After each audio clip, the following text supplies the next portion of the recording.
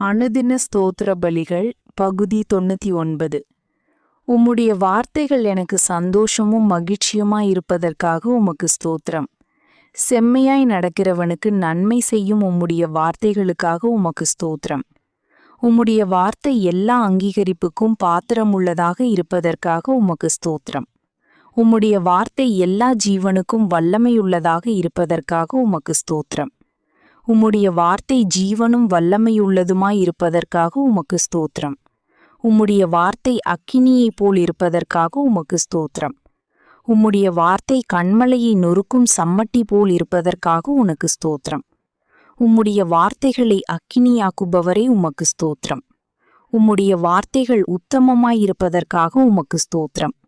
உம்முடைய செயல்கள் எல்லாம் சத்தியமுள்ளதாக இருப்பதற்காக உமக்கு ஸ்தோத்திரம். ஆமீன். கர்த்தருடைய ஆசீர்வாதம் உங்கள் மேல் இருப்பதாக. ஆமீன். ஆமீன்.